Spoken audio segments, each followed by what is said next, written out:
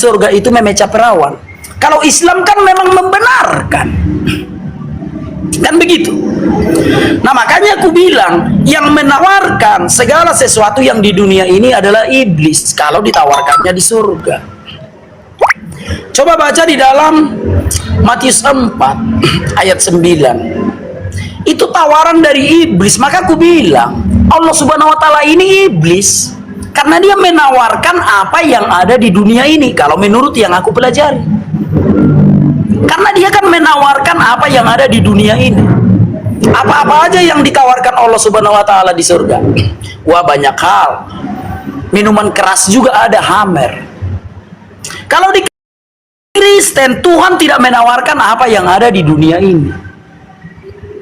Paham ya? Baca Matius 4 ayat 8 dan 9 itu. Hanya iblislah yang menawarkan segala kemegahan dunia itu. Itu dasarnya. Makanya aku curiga jangan-jangan Allah Subhanahu wa taala ini adalah iblis, karena dia menawarkan segala kemegahan dunia. Baca deh Matius 4 ayat 8 dan 9. Lalu iblis menunjukkan segala kemegahan dunia, seraya berkata, semua itu akan kuberikan kepadamu jika engkau sujud menyembah aku. Jadi di dalam Alkitab yang menawarkan kemegahan dunia itu iblis. Maka kalau kita melihat Allah Subhanahu wa taala berkata seperti ini. Kau suka apa di dunia? Bidadari, nanti di surga bidadari kukasih. Kau suka apa di dunia? Mobil, nanti di surga dapat mobil. Segala sesuatu yang tidak kau dapatkan di dunia ini, kau dapat di surga. Itu ajaran iblis kalau menurut Alkitab. Makanya aku bilang tadi, bahas aja menurut iman Islam campur-campur Al-Quran dengan Alkitab. Wah, bisa amburadul itu Nabi Muhammad. Jangan dicampur-campur Pak Ustadz. Berimanlah sesuai dengan Al-Quran. Jangan campur Alkitab dengan Al-Quran. Kalau Bapak campur, kena Muhammad. Di dalam Alkitab itu Yeremia 23 ayat 15, Nabi palsu diracun. Sementara Muhammad pernah diracun. Maka nggak boleh dicampur antara Alkitab dengan Al-Quran. Matius 24 ayat 26, Nabi palsu berasal dari padang gurun yang ada biliknya. Islam dari padang gurun Muhammad, dan ada Ka'bah bilik itu. Kena lagi nanti. Maka nggak boleh dicampur antara Alkitab dengan Al-Quran. Kena nanti. Gitu loh, jangan dicampur-campur. Jelaskan aja menurut Al-Quran, jangan bawa-bawa ke Alkitab. Bisa jadi kambing hitam nanti Nabi Muhammad itu, karena semua ciri-ciri Nabi palsu di Alkitab ini mengarah ke Muhammad. Contoh Yeremia 3 ayat 2. Seorang Arab di padang gurun. Itu jelas loh, Yeremia 3 ayat 2. Seorang Arab di padang gurun. Itu seorang pejinah. Kena nanti Muhammad, Pak. Makanya kalau kau bahas Al-Quran, bahaslah Al-Quran dan hadis. Jangan campur ke Alkitab. Kena nanti Muhammad. Semua ciri-ciri Nabi palsu di Alkitab ini mengarah ke Muhammad. Matius 24 ayat 26 itu Yesus yang ngomong. Nabi palsu dari padang gurun dan ada biliknya. Nabi Muhammad dari padang gurun, di padang gurun ada bilik. Yeremia 23 ayat 15, Nabi palsu diracun. Satu-satunya Nabi yang pernah diracun itu Muhammad.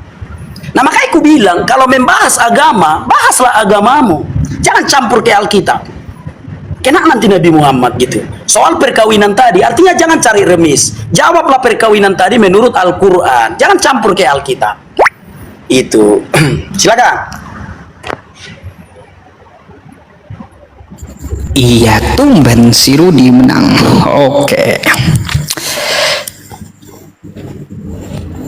Oke, Bapak Ibu semuanya tahan, sabar gitu ya. Setelah Nabi Muhammad bla bla bla mati diracun lah, tidak sesuai tema gitu. Kita dapat melihat gitu ya kepanikan dari kawan kita ketika saya mengajukan sebuah data gitu. Baik ya, baik, memang pahit Jenderal. Gini saja ya, saya buktikan dulu saya tidak menghujat ya Bapak Ibu semuanya, bahwa yang dijanjikan Yesus itu adalah istri ya. Bapak Ibu semuanya, dapat kita lihat Matius 19 ya. Matius 19 nomor 29 ya. Di sini or wife. Wife ini apa nih? Guru bahasa Inggris ada di bawah? Ada nggak? Wife ini apa? Apa ini? Ya, nih di sini or brethren, or sister, or father, or mother, or wife. Baik, dah kita coba terjemahkan saja dulu ya. Kata wife ini apa sih terjemahnya dalam Google terjemah? Aduh, saya bukakan dulu Google terjemah ya, Google Translate. Nah, kita terjemahkan wife, wife, wife, wife, wife, wife, wife, wife, wife, wife. Oh, istri rupanya. Jadi di sini Yesus janjikan asik-asik, istri 100, ibu 100, terus saudara 100. Kata Rudi kan, yang menjanjikan kenikmatan-kenikmatan itu adalah iblis. Jangan-jangan Yesus yang iblis, Ruth. Dia janjikan macam-macam nih. Makanya kau jangan ke agama Islam gitu, coba yang ku sampaikan kau bahas gitu ya. Di sini Yesus menjanjikan 100 istri, Yesus kawin di surga. Yesus juga mengatakan bahwa di surga itu akan makan minum satu meja dengan Abraham dan Yakub gitu ya. Aku di sini ya Ruth ya pakai data gitu. Wife ini istri dan aku ambil memakai terjemahan King James ya, dan memakai teks asli ya, teks asli dari Yunani yaitu gunai or wife. Tapi kalau kita lihat terjemahan baru, dikutuk ini terjemahan baru, diubah atau ladangnya. Nggak nyambung. Jadi kayak gitu ya. Jadi Ruth di sini ya, Rudi, kau perhatikan, dan setiap orang yang karena namaku, kata Yesus, meninggalkan rumahnya, saudaranya laki-laki atau saudaranya perempuan, bapak ibunya, anak-anak atau istrinya ya, atau istrinya sesuai bahasa Inggris dan bahasa aslinya, akan menerima kembali 100 kali lipat dan akan memperoleh hidup yang kekal. Wah, ini enak yang dijanjikan oleh Yesus, Ruth. Jangan-jangan kata kamu yang janjiin enak-enak itu iblis. Mau macam mana, Ruth? Saya bukan balik menghujat gitu ya, tapi saya pemakai data gitu Bapak Ibu semuanya ya. Jadi memakai data. Nah, di Matius 19 nomor 29, Ruth, perlu kamu ketahui bahwa kata istri itu dihilangkan dari terjemahan baru LAI gitu. Itu data. Ya, aku bukan menghujat, jangan kamu kira aku menghujat gitu. Itu yang dikatakan dan dijanjikan oleh Yesus itu sendiri. Ya, aku akui di dalam surgaku ya banyak buah-buahan, terus ada kasur yang empuk, ada bidadari, terus ada makan-makan, ada kawin-mawin, karena itu memang dilakukan oleh Yesus. Kawin-mawin sesuai Wahyu 19 nomor 7, terus kenikmatan-kenikmatan Matius 19 nomor 29, terus makan-makan yang dijanjikan Yesus Matius 8 ayat 11. Ya, itu semua dilakukan oleh Yesus. Jadi gambaran surga menurut Yesus seperti gambaran surganya umat Islam. Lalu dari mana di surga kamu cuma hidup dengan roh, kagak pakai jasad, cuma menyembah? Buat apa kita taat di dunia ini kalau cuma di surga hidup kagak ada jasad, terus menyembah-nyembah dengan roh? Cuma Yesus yang punya jasad rupanya. Kalian yang Kristen kagak ada jasad, menurut kalian kayak gitu. Aneh, Ruth. Nah, sekarang aku mau tanya Ruth sama kamu, Matius 8 nomor 11, di situ dijanjikan Yesus makan-makan. Itu makan pakai apa? Pakai mulut atau pakai apa? Silakan tuh ya.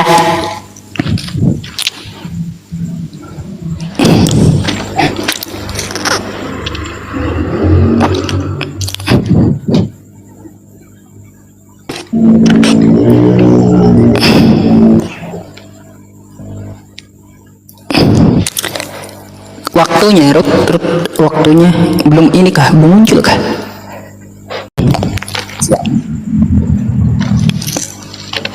Nah, sekarang aku jawab dulu yang pertama, bahwa di surga makan apa aja. Matius 4. Manusia makan bukan dari roti saja, tetapi dari setiap firman yang keluar dari mulut Allah. Itu Matius 4 ya. Jadi di surga kita makan, benar kita makan, tapi bukan makan nasi, bukan makan bakso. Tetapi firman Allah itulah yang menjadi makanan kita. Paham ya? Itu jawabannya. Yang kedua, tentang 100 istri. Pak Ustadz, kalau Pak Ustadz tidak terima, berdemo aja ke Lembaga Alkitab Indonesia. Dan itu kan di bumi Pak Ustadz, bukan di surga. Nah, kalau masalah terjemahannya salah itu, ini dalam bahasa Inggrisnya seperti ini. Ya udah Pak Ustadz, besok demo aja ke Lembaga Alkitab Indonesia, kelilingi dulu. Kalau aku mah membacakan yang diterjemahkan oleh Lembaga Alkitab Indonesia saja. Jadi di situ tidak ada istri, dan itu di bumi, bukan di surga. Tapi ya sudahlah. Nah, kalau Pak Ustadz mengatakan di surga itu dapat cewek, perempuan dapat apa Pak Ustadz? Contoh Pak Ustadz nih di surga dapat bidadari. Berapa bidadari Pak Ustadz itu? 72. Mamanya Pak Ustadz, ibumu itu kira-kira dapat gigolo atau tidak? Gitu loh. Jawab dulu nanti ini ya. Ini jarang orang yang menjawabnya. Kalau perempuan dapat bidadari yang selalu perawan-perawan, kalau laki-laki dapat bidadari yang selalu perawan-perawan, perempuan dapat enggak gigolo? Kira-kira kayak gitu. Jawab dulu ya. Belum ada yang pernah menjawab ini. Apapun jawaban Pak Ustadz, itulah yang benar. Gitu. Apapun jawaban Pak Ustadz, itulah yang benar. Ya, itu cuma satu itu pertanyaanku ya. Pak Ustadz tadi mengatakan di surga laki-laki dapat bidadari, perempuan dapat apa? Gitu. Kalau Kristen tidak mengimani di surga itu dapat selangkangan kayak gitu, enggak ya. Kalau Pak Ustadz tadi mengatakan terjemahannya, ya udahlah, ngapainlah kita bahas itu. Artinya kami Kristen tidak mengimani itu. Di surga itu tidak ada darah dan daging. 1 Korintus 15 ayat 50. Bahwa di surga tidak ada darah dan daging, sesuatu yang binasa tidak mendapat bagian di dalam kerajaan surga. Jadi daging kita ini akan busuk Pak Ustadz, arwah kita itulah yang ke surga. Kenapa kita sekarang bisa hidup? Karena arwah kita ada di dalam daging ini, ada di dalam tubuh ini arwah kita. Nah, kalau arwah kita ini sudah keluar dari tubuh kita, jasad kita ini busuk jadi tanah. Jadi yang ke surga itu arwah kita. Maka benarlah apa yang dikatakan Tuhan Yesus. Kita hidup di surga seperti malaikat. Matius 20 berapa tadi Pak Ustadz? Matius 22 ayat 29. Jawab Yesus kepada mereka, kamu sesat sebab kamu tidak mengerti kitab suci maupun kuasa Allah. Karena pada waktu kebangkitan orang tidak kawin dan tidak dikawinkan. Itu Yesus yang ngomong. Pada waktu kebangkitan orang tidak kawin dan tidak dikawinkan, melainkan hidup seperti malaikat di surga. Melainkan hidup seperti malaikat di surga. Itu Yesus yang bilang, dan itulah iman Kristen Pak Ustadz. Kalau Pak Ustadz tadi mengatakan, oh bahasa Inggris wife, bahasa ini, ya udahlah, apain pun kulawan nggak ada gunanya. Yang jelas aku sudah menjawab dari segi iman Kristen, di surga itu tidak ada kawin mawin. Paham ya Pak Ustadz ya? Nah berikutnya, Yesuslah yang bisa menjamin kita ke surga Pak Ustadz. Karena Yesus itu kan sudah berada di surga. Pak Ustadz tadi sudah mengakuinya di sebelah kanan Allah yang Maha Kuasa. Artinya dia sudah di surga. Muhammad mau membawa kita ke surga. Muhammad aja masih di kuburan. Sudah kubilang tadi Pak Ustadz. Nanti pada hari kiamat, Muhammad itu kan dibangkitkan dari kuburan, ditimbang di Sirotal Muntaha. Kalau amalnya lebih banyak, kalau sempatlah dosa Muhammad ternyata lebih banyak daripada amalnya, jatuh ke neraka itu. Makanya Muhammad kan pernah menyerah di surat berapa itu ya? Muhammad kan pernah menyerah. Akhirnya Muhammad berkata, setiap orang akan mendatanginya, katanya. Nggak bisa lagi dia membela dirinya. Muhammad mengatakan kalau dirinya itu akan ke surga, tapi kelakuannya, kelakuan penghuni neraka. Maka akhirnya Muhammad menyerah di dalam surah Maryam itu. Maka Allah berfirman, setiap orang akan mendatanginya, tanpa terkecuali akan mendatanginya. Itu kan karena Muhammad sudah menyerah. Tidak bisa lagi membela diri, seperti abang inilah mengatakan, Muhammad masuk surga. Bagaimana mungkin masuk surga yang mengawini istri orang? Bagaimana mungkin masuk surga yang mengawini anak umur 6 tahun? Bagaimana masuk surga yang mengawini menantunya? Kayak mana membela itu? Itu. Jadi itu aja jawab Pak Ustadz dulu. Kalau laki-laki dapat perawan, perempuan dapatnya apa gitu? Sekali lagi ya, kalau laki-laki dapat perawan, perempuan dapatnya apa? Gitu. Coba silakan. Oke, saya akan jelaskan dulu ya, Bapak Ibu semuanya. Wih, kalah tipis ya sama Rudi. Oke, bentar kita tunggu waktu. Baik, Bapak Ibu semuanya, dari pertanyaan dia, perempuan dapat apa di sorga? Coba kau tanya perempuan Muslim, Ruth. Apa kata mereka? Ngapain kami susah-susah layani suami kami? Udah capek-capek di dunia layani suami, di surga mau dilayani lagi. Malas, kata istri-istri. Gitu Ruth jawaban mereka. Kau coba tanya para perempuan, ngapain kata perempuan melayani suami lagi di surga? Di dunia udah dilayani seumur hidup, di surga minta dilayani pula. Enak kali laki-laki ini, kata perempuan.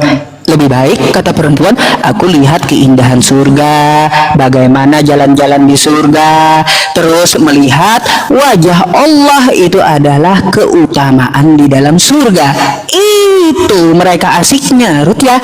Jadi perempuan tersebut menjadi ratu dari para bidadari-bidadarinya.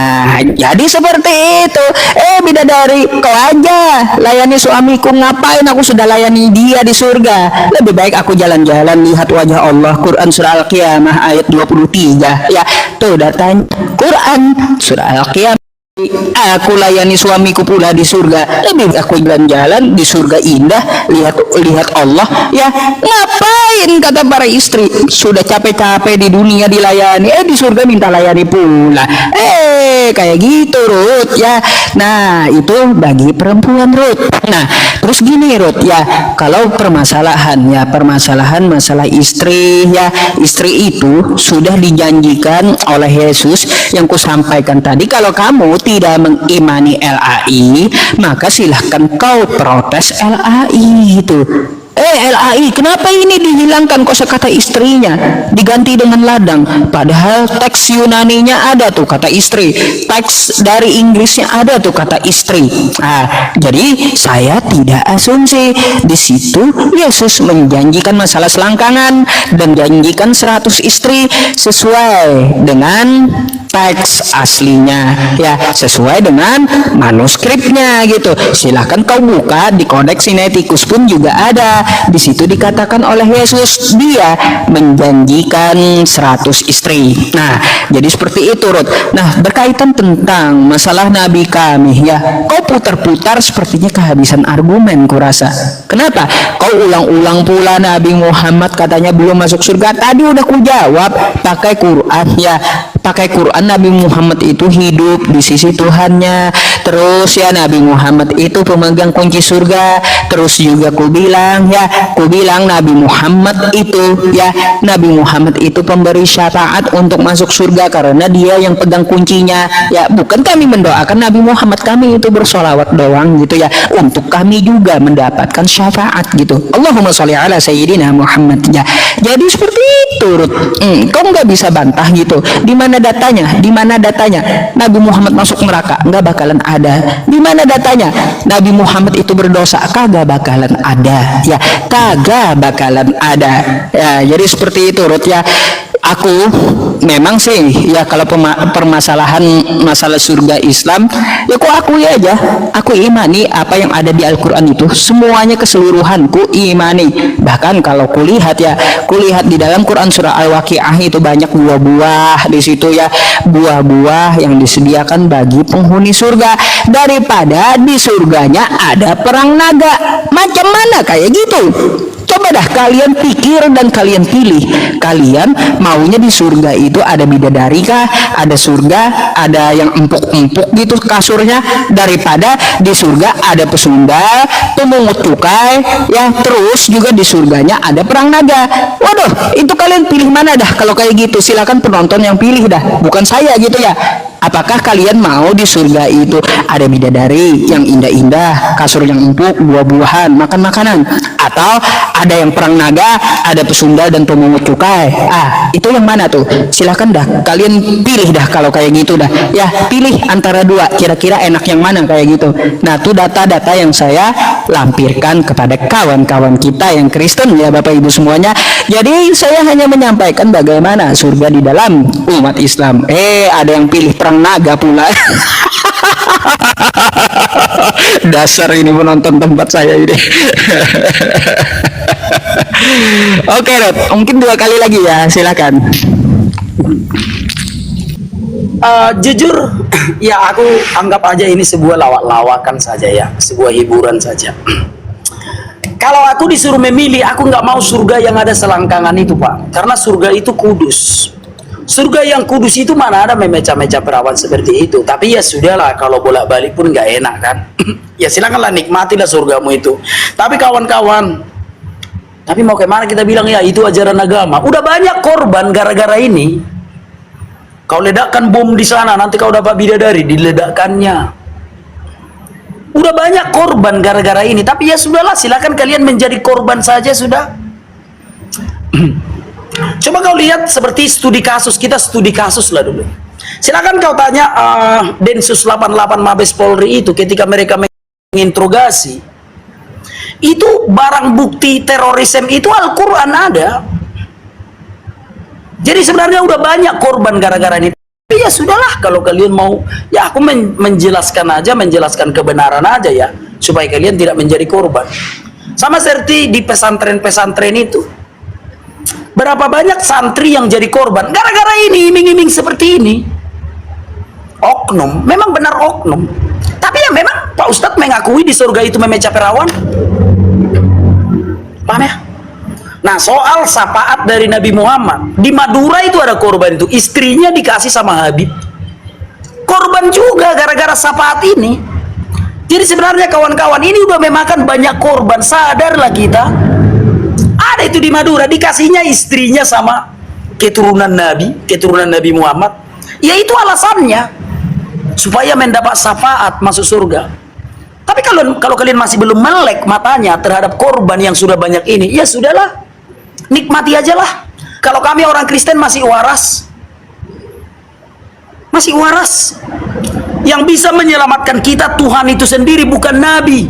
Nabi Musa tidak bisa menyelamatkan kita. Harus Tuhan itu sendiri lah yang bisa menyelamatkan kita. Maka kalau ada pun yang mengaku keturunan Paulus, kami usir. Nabi tidak bisa membawa kami ke surga. Itu fakta yang kusampaikan. Tapi ya sudahlah, kalau kawan-kawan menganggap ini adalah suatu kebenaran, silakan saja. Tentang perang naga, dulu terjadi peperangan di surga antara iblis dan malaikat Tuhan. Itu dulu terjadi. Sekarang tidak ada lagi naga itu, tidak di surga itu lagi. Naga itu iblis. Iblis itu tidak berada di surga lagi, udah disimpan di dalam goa. Makanya aku curiga entah inilah yang bertemu dengan Muhammad itu di dalam goa itu. Kan Muhammad kan masuk ke dalam goa, bertemu dengan malaikat di dalam goa itu. Ya ini malaikat yang udah dibuang ke bumi yang disimpan di dalam goa itu.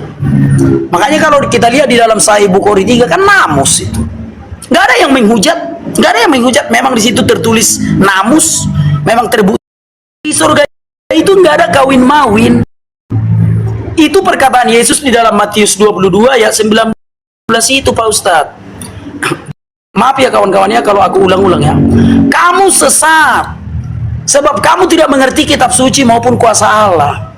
Sebab di sorga orang tidak kawin dan tidak mengawinkan, melainkan hidup seperti malaikat di sorga. Itu iman kami, Pak.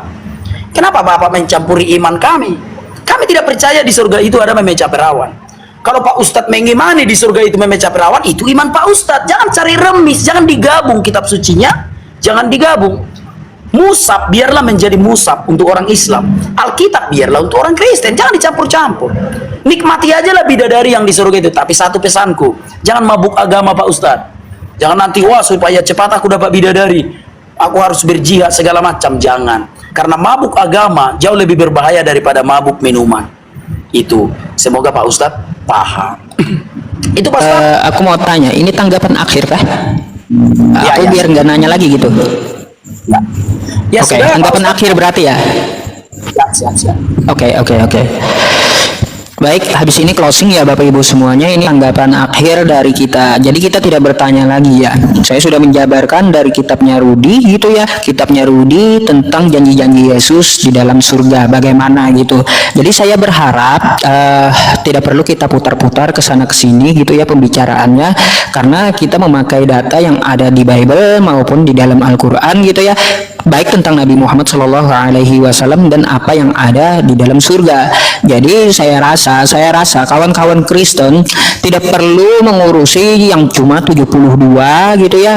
Karena kalian sudah dijanjikan 100 gitu. Masa kalian masih iri dengan yang 72 gitu? Kami cuma 72, kalian dijanjikan 100, macam mana? Masa masih menggugat yang 72? Waduh, janganlah kawan, ya bagi-bagi gitu sama saya, ya bagi-bagi gitu. Yesus janjikan 100 istri, itu kan sesuai dengan Bible Anda sendiri, teks aslinya, manuskripnya, dan bahasa Inggrisnya. Kalau LAI merubah, ya kalian aja yang demo gitu ke LAI. Jangan kami umat Islam, kami hanya menyampaikan saja yang ada tertulis di kitab kalian, ya.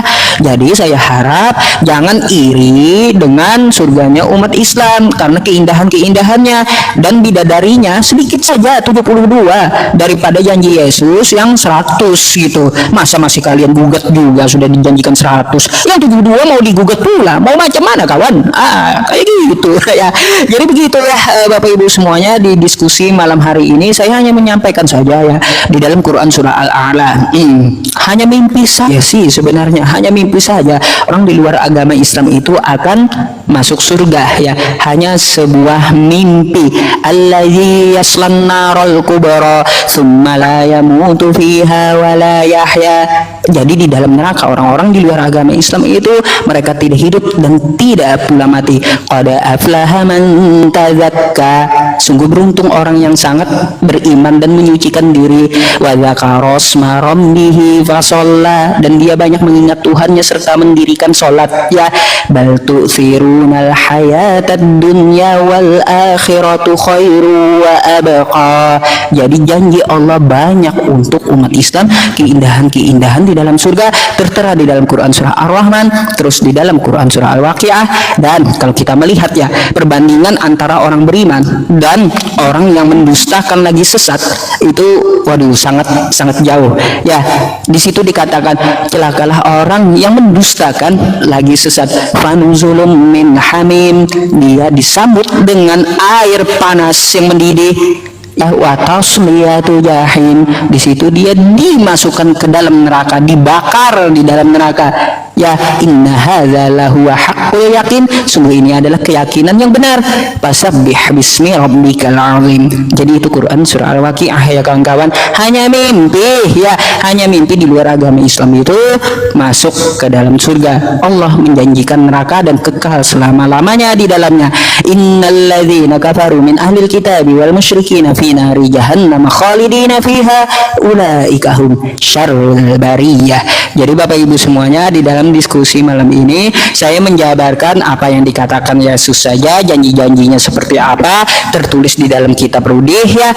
Di dalam kitab Rudi ada beberapa hal yang saya sampaikan, contoh ya perang naga tadi, terus janji Yesus 100 istri, terus Yesus kawin di dalam surga, terus juga di dalam surga itu dijanjikan Yesus makan bersama-sama satu meja dengan Abraham, Matius 8 nomor 11 gitu ya. Kita tanya tadi dia makan pakai apa, makannya makan firman katanya. Waduh, padahal kan itu beda konteks gitu, tapi nggak apa-apa lah, Bapak Ibu semuanya sendiri yang menilai gitu ya, bagaimana surganya Kristen dan surganya Islam menurut penjabaran gitu. Kalau saya no problem gitu, no problem. Di dalam surga kami ada keindahan-keindahan, ada bidadari, ada kasur yang empuk, ada pokoknya wah. Jadi penggambarannya itu hanya ya kalau kita bisa bilang itu hanya penggambaran dari Allah, padahal lebih kayak gitu, lebih yang dari digambarkan oleh Al-Quran. Gak bisa dibayangkan gitu. Silahkan Anda semuanya mau memilih surga yang banyak keindahannya atau surga yang ada perang di dalamnya gitu ya. Nah itu saja. Jadi seperti itu perbandingannya. Silahkan Anda mau memilih yang mana. Allahu Akbar, takbir.